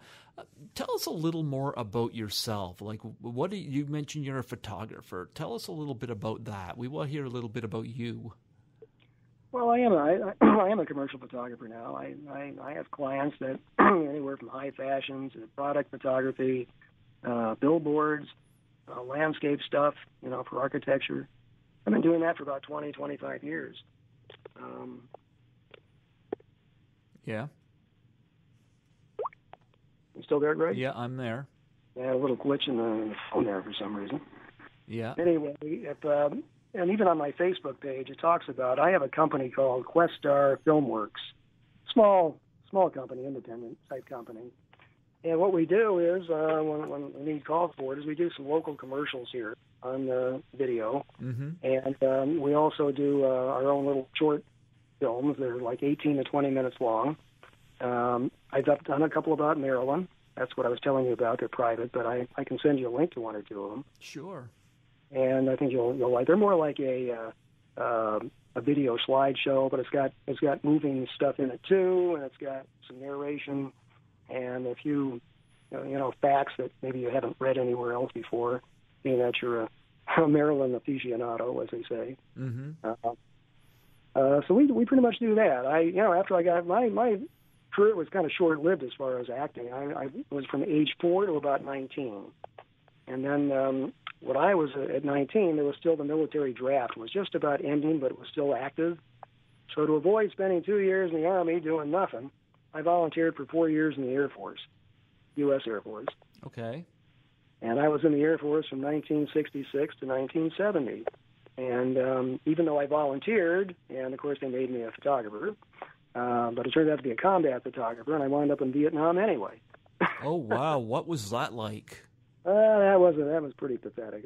I didn't spend a lot of time there. I was stationed on an island in Okinawa, which was like a paradise, mm-hmm. called Naha Air Base in Okinawa. And but you have what they call temporary duty. I spent some time in South Korea, and I was sent to Vietnam for about 5 months. And that was an awful place. Just everything you read about is true. It's interesting you bring that up because Tom Savini was in the makeup artist. Tom Savini was in Vietnam taking pictures, and of course, the reason why his gore effects and movies like Dawn of the Dead and Friday the 13th and Maniac and whatnot are so graphically convincing is because this is what he saw, in Vietnam. Yeah, I saw some pretty pathetic stuff. It was, bombings in villages where a lot of civilian people were probably killed too. And, it's one thing to visualize it, but, when you're photographing it live, I mean, not only do you see it, but then you've got to, you're living it and you're reproducing it later on, because in those days you had to develop your own film and everything else. And they used to use those big Graflex cameras in those days. They were as big as I was, mm-hmm. It also acted as a shield. I actually got shot at once, and a bullet ricocheted off the camera. Wow. Yeah, that came up on a story once, too. It ruined the camera, but I'm still here. Well, thank goodness for that. Yeah, so I remember the commander, he said, "But did you get the shot?" I said, "Yes, I did." Yeah, you got the shot, nearly got the shot. Give me that film. We don't care about you. Yeah. Oh, man. Yeah. So that was, it had these big slide magazines you'd stick in, one big 8x10 magazine to make those big, giant pictures. You can't beat that because they were so crystal clear compared to what you see today. You take the magazine out and you put another one in. That was real cumbersome, but worked out. I spent a lot of time in the air, too, and helicopters, shaky helicopters. You're trying to take pictures through one of the holes there, and it's all open on one side. You could fall out of there. Everybody has to wear parachutes. You have to have some training for that. A lot of that's right. In fact, there's a little short story about that in my. If you look at the IMDb, the trivia section. Okay. There's a little blurb about one little particular episode about me and two other guys having to jump out of a helicopter for a good reason, and we landed right in this river. I guess it was called the Mekong Delta at the time, and that river was like quicksand. and you have a rifle in one hand and the camera in the other, which both combined together, they weighed more than I did at the time. And getting out of that river with that same equipment was really tough. But I think that's still there. I remember seeing that a couple of years ago, unless they took it off. I don't know. It should be near the top of the trivia section underneath the biography. Okay. I remember being asked about it, and whatever I said, it got recorded on there. So. Yeah. Wow. So that's pretty much what I've been doing. I never really returned to acting after I got out of the military. I didn't grow up to be a leading man type. It's always a good conversation piece. I spend a lot of time behind the camera now instead of in front of it, and I enjoy that. I've done directing, I've done some producing, played in a band for a while. I'm a drummer. Okay. Done a lot of things. I came through those 70s when it was kind of wild, crazy times then. So I went through that phase too. Okay. I was married to an actress model type, and we got married in 1987. Unfortunately, she was killed in a car accident. Oh, I'm sorry. 3 years later, at the age of 30. Yeah, she was only 30 years old. And that happened way back in 1989, so it was a long time ago. Haven't remarried. Was engaged a couple of times prior to that until I met her, and she turned out to be a good thing I didn't. She turned out to be the right one on the third stroll there, and we got married. And she had a really good little career going for herself. She just up-and-coming actress. She had 4 or 5 roles that were really good. And it all ended very quickly and very untimely. So that's written a little bit about in one of the articles I can send you to. And it came up because somebody had saw it on I think that's mentioned on IMDb too in the trivia section. Okay. What it will do, how they highlight somebody's name, married to so-and-so, then if you click on that name, it'll take you to her page. Okay. She didn't have much going at the time, but I think there's an IMDb page for her too. Her name is Deborah, Debra, Sattell, Sattell. Okay, no, I've never heard of her. No. Well, it's like an Al Brenneman. She only had 5 or 6 credits, and then her career came to a real sudden halt. Didn't even live as long as Marilyn. No, well, that's unfortunate. Yeah, I see the trivia section here. Oh, I see her name. Yeah. I think if you click on that name, it'll take you to her little page. There's not much on it for her, but... Yeah, well, she was in, Taxi, and, okay. A few small parts. Yeah, she was in one movie. I think the movie was called 52 Pickup. With, yep, I'm looking at that, yep. Margaret, Ann Margaret. In Roy Roy Scheider, I believe. Yeah. Ann Margaret's another one. And here again, not the biggest star. I never worked with her, but I always liked her. Okay. She always had a good look, and she could be pretty talented. And she got better roles in her older years. She did a lot of stuff with Elvis Presley. Oh, Elvis Presley. Yeah, your Deborah Sattell was also in a John Travolta, Jamie Lee Curtis bomb called Perfect. Yeah, she played a reporter in that. She had a small role in that, but. Yeah, that's one I think a lot of people are trying to forget about. Well, she was more. Yeah, that was a dud. But she was more, more 80s, where I was more 50s and 60s as far as roles in television and film. Mm-hmm. But she would have gone on. She had an agent. They liked her. She was really pleasant. She was, pleasing to look at, and wasn't meant to be, Well, I'm sorry to hear that, man. Yeah. Well, I took a while to get over that naturally, and I still think about certain things today regarding that. She was another one who said, "Gee, why couldn't Marilyn be around today? I would have loved to have met her." Yeah. Going back to your photography, was there anything that you really and took pride in taking pictures of? Like some people it's people, some people it's scenery, some people it's animals or whatever. What did you like specifically to take pictures of? Well, I'm more creative. I like to do things where it doesn't talk back to me. I mean, I spent 11 years as the lead photographer for a big agency in Los Angeles here in the 80s called the Nina Blanchard Modeling and Talent Agency. Okay. And that was a big deal. Nina Blanchard was like the Eileen Ford from New York of Los Angeles. They competed with each other. Eileen Ford had a lot of big-name supermodels on her end, and the gal I worked with down here, Nina Blanchard, she had Christy Brinkley and people like that on board with her team. Oh, yeah, So, Christy Brinkley, remember her well. I can't forget her, her and her singer husband for a while. I always think of her as in the red Ferrari in National Lampoon's Vacation. Yeah, you can't forget that either. She didn't have to say much, did she? Just drive by. And I think Chevy Chase's expression said it all, didn't it? Yep. It's the same expression we all had. When you talk about that, even that movie there, it was done in later years, that's another one that I could watch any time. Yep. Oh, yes, absolutely. I've got that home as well. The original one. They made several others after that, but the original one, with him was perfect. Oh, yeah. But anyway, so when I say creativity, I do like doing. If you look at my even Facebook page, a lot of times I'll post certain scenics and landscapes that I've done. I just posted one this morning, in fact, taken out in the desert. And okay. I use full frame, really high level cameras, and people are always interested how I can get such shots of clarity. But I do everything manually. I don't use the auto on any kind of camera, and I know how to adjust apertures and use certain filters, and so it comes out better. Yep. You don't have to have a $10 million camera. Anybody can learn how to take a good picture if you know how to use it. Yep. Use your own camera and take it off the auto mode and learn how to use it.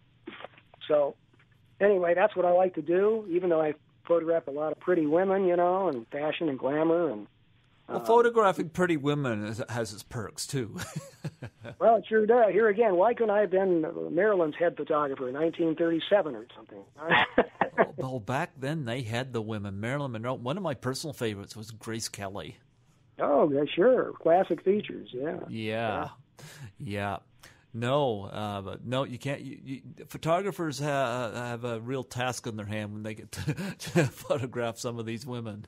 Well, I've talked about that with George Barris. He's taken some pictures of some really a lot of stars and starlets, but he too says that there was nobody like Marilyn. Nobody. No. He says you didn't have to tell her to do anything. He said it was just natural beauty. Yeah. Natural.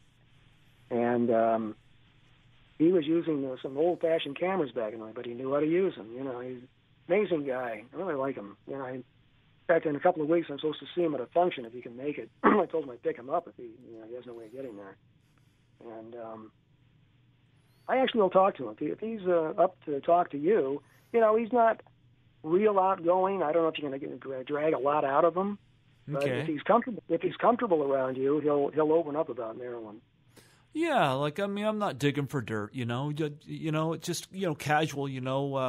What was this person like, and what made them tick or whatever. I don't need scandalous stuff. There's enough of that out there in the tabloids, and I really don't want to devote my show to that. Right. Yeah. Like, I appreciate the stuff that you revealed about her and Lana and the other talents that you worked with, and that's stuff that you chose to disclose. So everything's fine. If we had like a dozen hours or so, there's a lot more. But if Lana Turner was still alive, I'd be afraid to talk about her. She might be seeing somebody else named Johnny Stompanato II. I don't know. Just that name, Stompanato. It's the word "stomp," I think, is the operative word there. Right? Yeah, but you just get told of Russell Crowe; he'll take care of it. Take care of that. Yeah, well, he doesn't have to say a word; he just has to use his right hand. I guess. That's right. That was something, Confidential, Hollywood Confidential. There's been so many movies like that. L.A. Confidential. Yeah, L.A. Confidential is the one I was talking about. I love that scene where that was great. Yeah, wasn't that great? That was a great movie. Where write George Barris' name down, Greg, and you look him up on Google. I'm going to do that, George. It's just George, and his last name is just Barris. Put George Barris, photographer, and you'll come up with some interesting facts about him. George, how do you spell last name again? Last name is capital B-A-R-R-I-S. Oh, okay, George Barris. Okay, I'll look him up, and I'll send you. you won't find anything where it tells you how to get a hold of him per se. But I'll talk to him in a couple of weeks, and like I said, if he's willing, I'll tell him how easy it is to just talk like you're in the same room with somebody about something. He very well might do it. Okay, yeah, that's it's a relaxing atmosphere. It's very undemanding, and I'll treat him well. I'm not going to jerk anything out of him that he doesn't want to say. It's I'm pretty good. The best thing with George is just to simply say, just like I did. I said, like you asked me, what can you tell me about Marilyn? That maybe we don't know, and he'll tell you. Yeah, that's what you want to do. Yeah, that's. I'll go. You don't want to grill him with a bunch of questions. You just ask him. He'll go into some dialogue. If you say, what would you like, or I'm sure he gets that all the time. When he does open up. But if you say, what can you tell me about Marilyn that the two of you share that nobody else probably knows, and now that it's 50 years later, he opens up about it. Sure. She really liked him too, by the way. I mean, not romantically, but she liked him because she, like a father figure to her, even though they were the same age. She could tell him things and know that it stayed right there. So, what was that question? What can you share about Marilyn? Well, what can you share about Marilyn that maybe the rest of us don't know? Okay. Yes. That's a pretty personal question, but I asked that and he answered it. Yeah, but I always give people I let people tell what they are comfortable telling. Yeah. I said, I hate the tabloids. Oh yeah, that's terrible. That's different. Yeah. That's not my deal. No, they re-edit and misconstrue everything anyway. They tell you what the people want to hear and what they'll pay for. Yeah, exactly. We know that. Yeah. Well, I'll tell you what, on Facebook, I will message you my email address. Yeah, do that. Because if you send anything, I'd rather send it to you in a link through your email rather than social media. Yeah. And, if there's any pictures or anything you permit me to use for the YouTube video whenever it comes up, my younger brother's the one that puts those together. He does a good job at it. I would. I have some collages that I put together. I have a special program that I developed myself on a couple of collages that are really interesting. I've done one on Peyton Place. I've done one on 2 or 3 of the movies I've done. If I send you those, you'll like that because you get everything in a capsule right there. Oh, fantastic! I mean, there's each individual one can be they're large shots, but I think you'll like the collage of like a Peyton Place because it's shots that scenes I appeared in with those people we talked about. Okay. You'll like that. And collages are nice, yeah. I have no problem with you using something like that because, anything that's real and authentic, you can display it. Okay. Well, then, I'll actually mention you to George and tell him that I haven't really done a lot of this because I don't like to do these kind of interviews, but I did one with you. Yeah. Yeah, and I don't bite. No. And you would call him, and he must have. I know he's got a couple of different numbers. One's more of a general number where I reach him on, but he's probably. I'm sure he'd relinquish that. Okay. So I will do that for you, Greg. And if there's anything else you want to know, as far as that, I can write back to you and give you, a quick, screenshot of or something, or I will do that for you. Oh, gladly. Well, before you go, I was just wondering if I could get you to do a plug for my show. Well, why not? I've been very comfortable talking to you, and I know that you must have your own listening audience out there, and you're still doing what you do. So I would plug your show as something that I would listen to if I had the access to it. Do I have access to it? Actually, you know what? You just go on. Right now the show is on CHSR, so you just go on www.chsrfm.ca. Okay. Yeah, and when you go on the site, there's always got all these links at the top, and there's this little black playback box or play box. And you click on that, and it takes you to whatever's playing at the time. Now, my show is on live Sunday nights at 8 o'clock, which would be 4 o'clock your time. Right. And I've got 2 interviews that are going to be playing. My show's on 2 hours. So I'm going to play a couple of interviews, one at 8 and one at 9, or 4 and 5 your time. Sure. So, yeah, but I have a YouTube channel. I will definitely check it out. I have seen others like yours where you go on. Some are podcasts, some are through an FM station or online.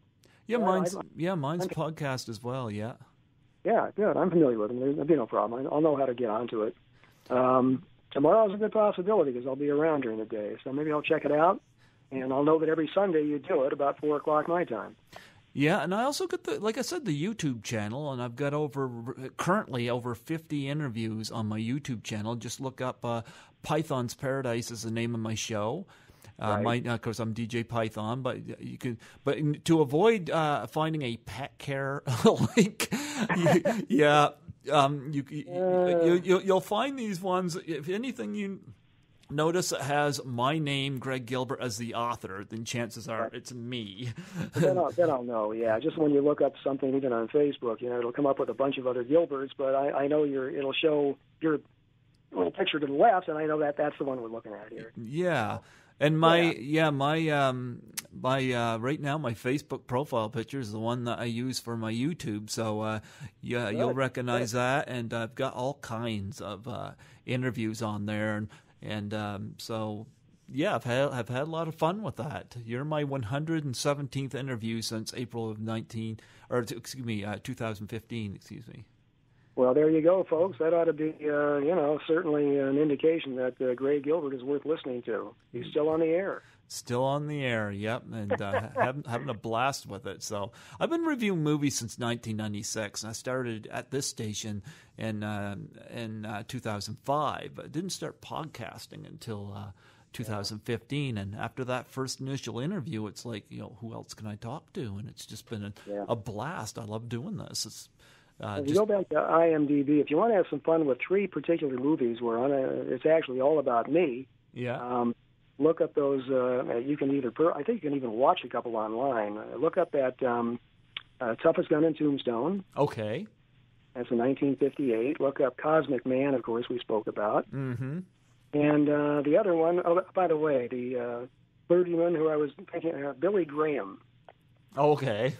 Yeah, Billy Graham is the one he bought the rights after about 7 or 8 years of that The Heart is a Rebel. Okay. In fact, all you have to do is just go back to my IMDb, click on that particular movie, those 3 I just mentioned. It'll take you to obviously the data about that. Okay. And then you can find it from there. But they're all available on Amazon. I know that. Okay. You want to watch those because you'll get a really good idea of some of these, John Carradine and some of the B actors I worked with. Toughest Gun in Tombstone has that gorgeous woman, Beverly Tyler, as the love interest of George Montgomery. And I get one thing about me, though, and people always ask about that, and they say, what a lucky guy. I don't think about it too much today, but between about the ages of 7 and 10, I must have got hugged and kissed by every major actress that was good-looking in town. Now I envy you. I got pictures of all, including Marilyn. They're just there. And just look at some of the Facebook women where they say, "Boy, what a lucky guy you were." Even women say that. I said, "Well, when you're 7 or 8, you don't know if you're lucky. You want to run away and wipe off the smirk on your face." But I did. But here again, Donna Reed. It was like hugging your own mother. Yeah. Okay. Well, I'll get you to do a plug for my show. Just state your name and just say you're listening to Python's Paradise. And of course, my name is Greg Gilbert, obviously, and I'm from Fredericton, New Brunswick, or just mention New Brunswick, Canada would be fine. Okay. Yeah. You ready? Oh, you want me to do it now? Oh, yeah. Okay, let me do this here then. I still got the good memory from my days of reading scripts all the time. You want me to say? Yeah. Go ahead. My name? Yep, your name, and the name of the show is Python's Paradise. And my name's Greg Gilbert, and I'm from New Brunswick, Canada. Well, you certainly are, aren't you? Yeah, I'm way up there. So I'll be Scott Morrow, Python's Paradise. You want me to say I'm speaking with Greg Gilbert? Sure, if you want, or yeah, go ahead. Okay. Okay. Shoot. You ready? Here Yep. we go. Hi, I'm Scott Morrow. I'm speaking with Greg Gilbert on his show Python's Paradise, and Greg is from New Brunswick, Canada. Yes, New Brunswick is so scarce. I could almost bet you Donald Trump don't even know where we are. Well, you know what? Let me do it again here. Go ahead. Hi, I'm Scott Morrow. I'm speaking with Greg Gilbert of Python's Paradise from New Brunswick, Canada. How about that? There you go. That was fantastic. There you go, sir. Well, you know, something we didn't cover, I also spent 5 years in radio. Oh, did you? Yeah, when I first got out of the military in 1970, I wasn't sure what I wanted to do. I knew I was going to do something with photography. I wasn't going to go back into film and TV, and the government paid for me to finish my college education at UCLA. I was also taking an enhanced course of professional photography at Brooks Institute up in Santa Barbara, and at the same time taking a broadcasting course from Columbia School of Broadcasting, all at the same time paid for by Uncle Sam. Oh, wow. So I did all that, and the first thing that came up after all that, after I graduated from all three of them, 3-4 years later, I wound up at a small station up in Northern California. It was the time slot was midnight to 6, and it was a rock station. Okay, so we're talking about the early 70s. So I mean that was a big thing back then. But the money wasn't so good, and midnight to 6 wasn't the greatest time spot. And then I got transferred to a small radio station in Gallup, New Mexico. Gallup, New Mexico. That's what got me out of radio. Okay. Gallup, New Mexico. And I had the same thing, midnight to 6. Now, Gallup, New Mexico has probably a population of about 2,700 people. So the only ones who called in a request from midnight to 6 were some of the Indians raiding the garbage cans out in the alley out back. That's about it. One lady called up one day and said, "Could you have any Beatles songs?" And I got a lot of them here. And in those days, when you had to spin the wax, you had to pull out the 45, put it on the turntable, and play it. Yeah. It wasn't no digital back then where you push a button and say, "Here it is."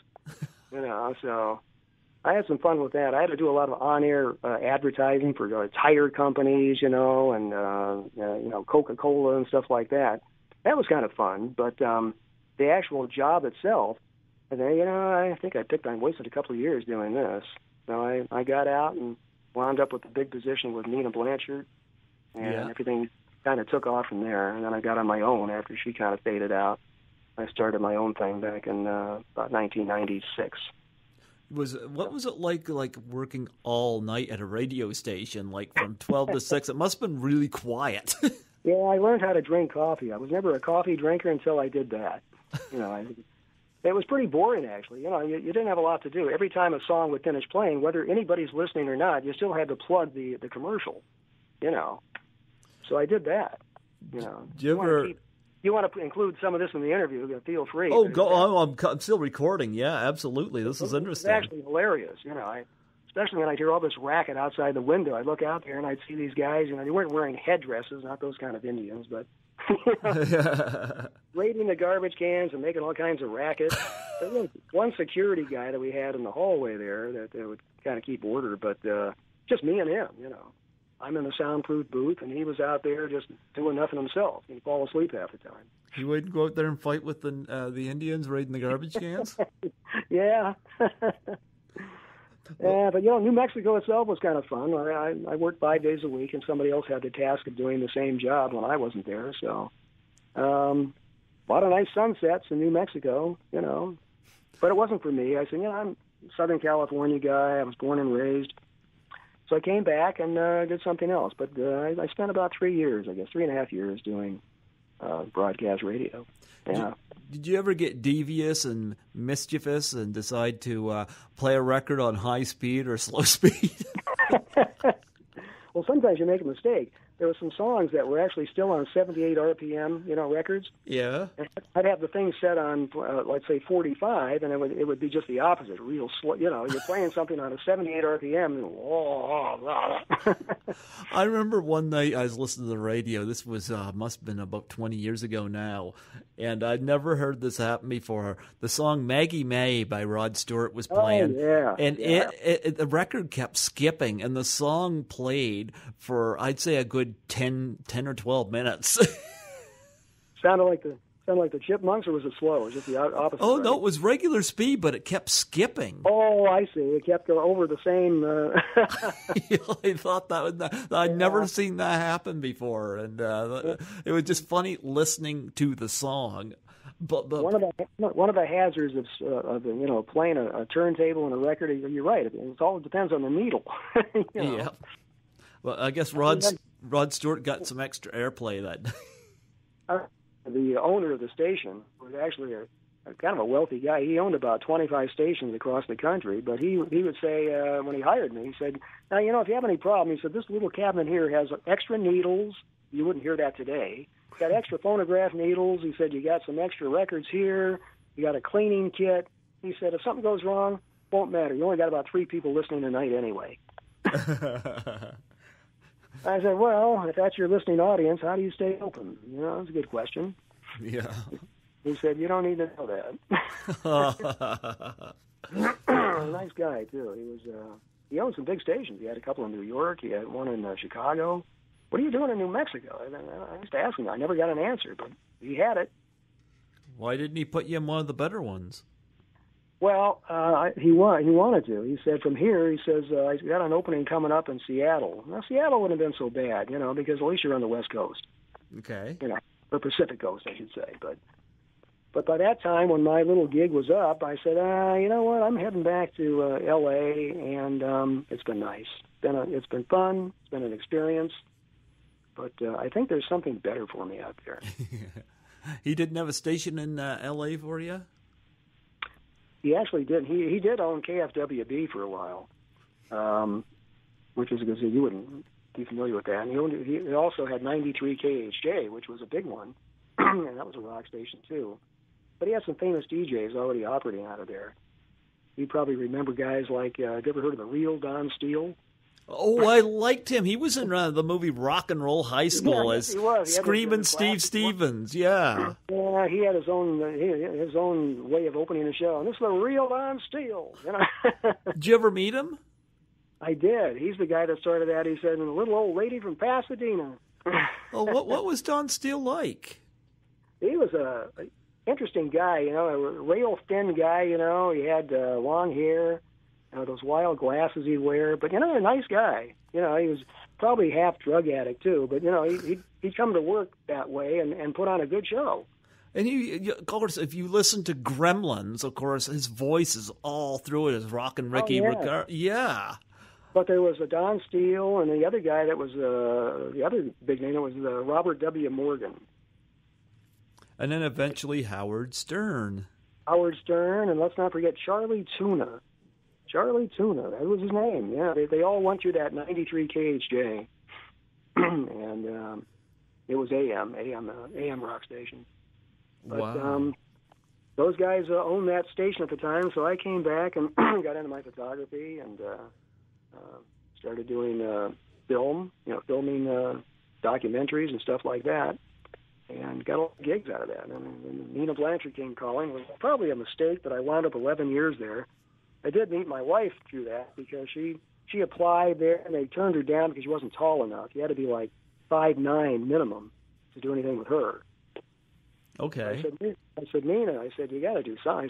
She said, wait a minute. She has nice hair. We can use her for product photography. He said, she's very good looking. He said, but I go by height. I said, well, why'd you hire me? I said, I got to stand on a box to photograph your models. Okay. So that doesn't matter. That's different.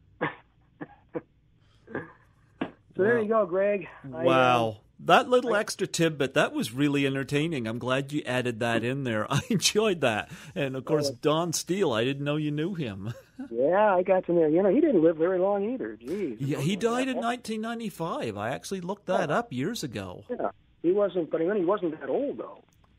Gee, I wonder... He wasn't. I think he was in his maybe, I don't know, mid-40s or something. What did he die of? Do you know? It was good question. Oh wow, that's unfortunate.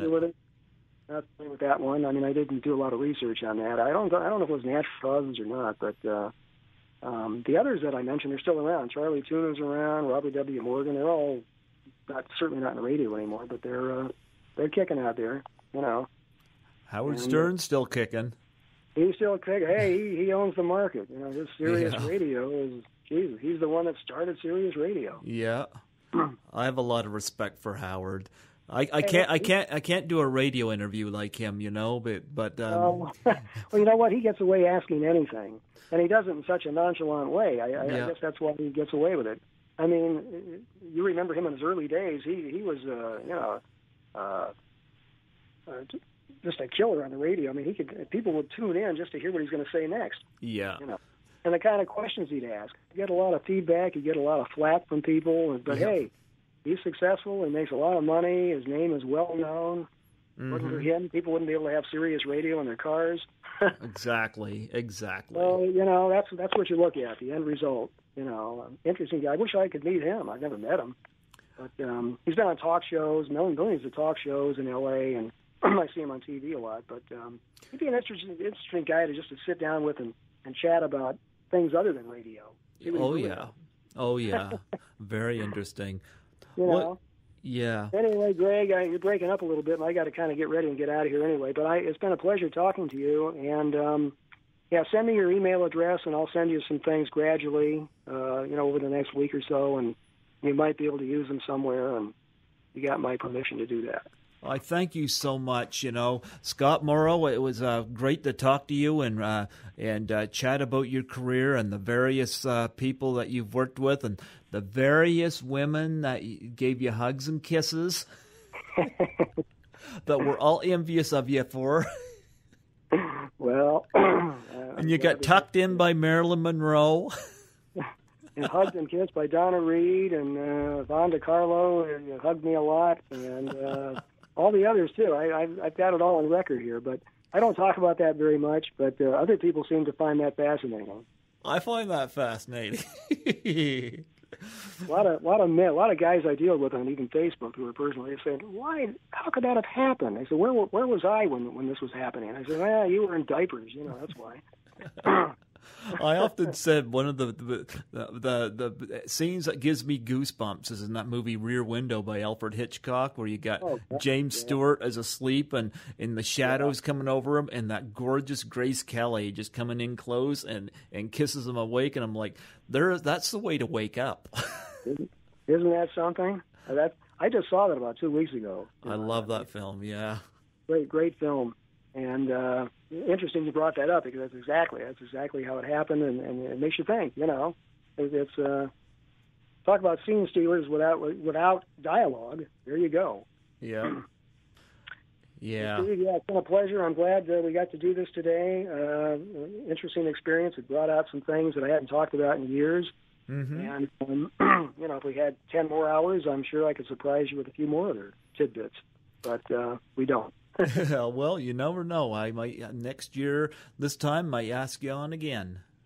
Part 2, right? Do part 2. I've had guests on here before. In the meantime, you might even want to do Stephen Joyner's show, Curtain Calls. He could probably book you on some stuff as well. Yeah, well, we've been talking about that for months, and of course, you know the situation there. As soon as we get past August or September, I'll probably throw him a bone too. What the heck? Well, this won't air out until sometime around then, probably either September or October. So we're April now, so you're in a good place with me, so you're safe. Sounds really good.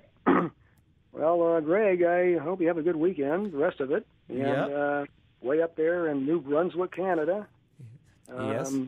It just proves that there's interesting talk shows in New Brunswick, Canada. There you go. I mean, when you talk about this kind of subject, there's a lot of old movie buffs out there that learn that they can pick up some other things they probably never read about just by you interviewing somebody like me. Yes, absolutely. So, see, we made some history today. And I love that kind of history. Me too. Yeah. Well, happy Easter to you, man. Same to you, sir. And I'm sure we'll talk soon. And check your email as soon as you send it to me. I'll get you some material that you'll like. Yeah, and keep in touch on Facebook, you know. You bet. I'm always posting new interviews on there and whatnot, and yours will go on there sometime down there in the future. Appreciate it, sir. You have a great weekend. Yes, God bless you. Take care. Bye-bye.